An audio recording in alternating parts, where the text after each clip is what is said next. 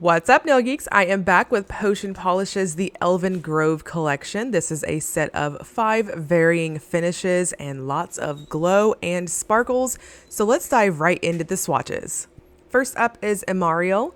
This is a dusty periwinkle jelly with peach, red, gold, green, shifting aurora shimmer, and a touch of sparkling holographic flakes. This is so glowy in person. It's one of my favorites in this set, and it is just lighting up with that shimmer effect. Now in indoor lights and bright lights, it's going to have this very strong coppery, almost orange, kind of golden sort of glow, and at angles this one easily shifts over to green. Lots and lots of depth with it. Now the holographic effect is what I would consider of a scattering sort of fine particle flake type feel with it, and I think the full hand shot will give you a better idea of how those come across in person. Now for opacity, I'm going to suggest between 2 and 3 coats depending on how you polish. I personally found that 2 coats was really nice for me. It covered up my free edge very well. Now in very, very bright lights like what you're seeing on my full hand shot here, you might see just a touch of my smile line, but in person it wasn't that noticeable. So again, it's definitely going to depend on your preference. And next is Nightheart. This is described as a juicy blurple jelly packed with silver holographic micro pieces. This is my favorite in this set. It is absolutely stunning in person, and these little holographic flecks are very interesting to me. They are what I would almost consider shreds in that they're not quite flakes, but they're not quite glitters either. Really interesting. I don't think I've seen something like this before. Now, this has a very juicy jelly, but very dense formula to it. It is quite viscous, so a little bit on the thicker side.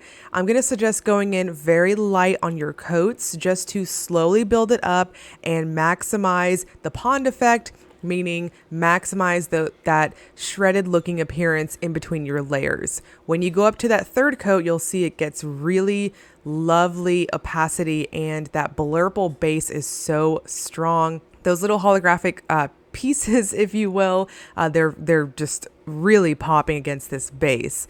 Now this does dry down thirsty and a touch textured, so I'm strongly going to suggest a thin layer of a glitter smoothing top coat underneath your glossy top coat. It also helps to bring up that glossy level, so you'll really maximize that juicy sort of appearance when you're finished. I do want to note that I did have some staining with this one, so I would strongly suggest a milky sort of base coat or 2 coats of any type of base coat. And next is Lunar Hunt. This is a sheer violet jelly with peach, pink, gold shifting aurora shimmer and holographic flakes.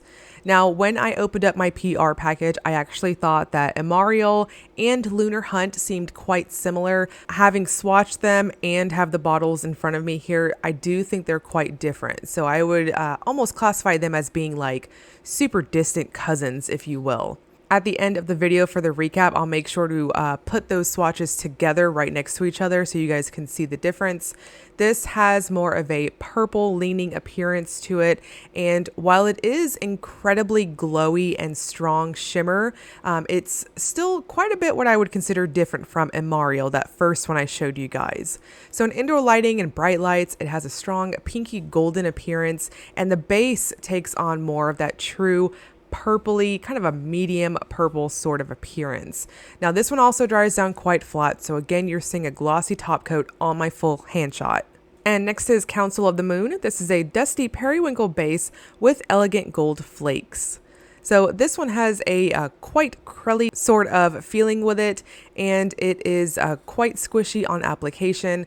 This smooths out very nicely, and for opacity, once again, I'm going to suggest between 2 and 3 coats, depending on how you polish. Now the base color I would agree with. It's definitely a dusty sort of periwinkle, in my opinion, almost flirting with being a soft sort of lavender. Now I personally took it up to 3 coats, and I thought it plumped out really well. Some of you with shorter nails might be able to get away with 2 coats, or if you polish a touch heavier, but given that this one had a bit of that squishy factor to it, I wanted to go in just a touch thinner and allow it to kind of slowly build up here on this 2. So on the third coat, you can see definite plumping action. This is where it really popped and behaved more as a cream in terms of opacity and how it just levels up there. So this also dries down on the flat side, not really thirsty, but quite flat. So I'm going to suggest a really good glossy top coat, something just a touch thicker, and it'll smooth everything out and prevent any sort of thirsty action. And last but not least, we have Moon Priestess. This is a pastel periwinkle with turquoise hollow glitters and pink aurora shimmer.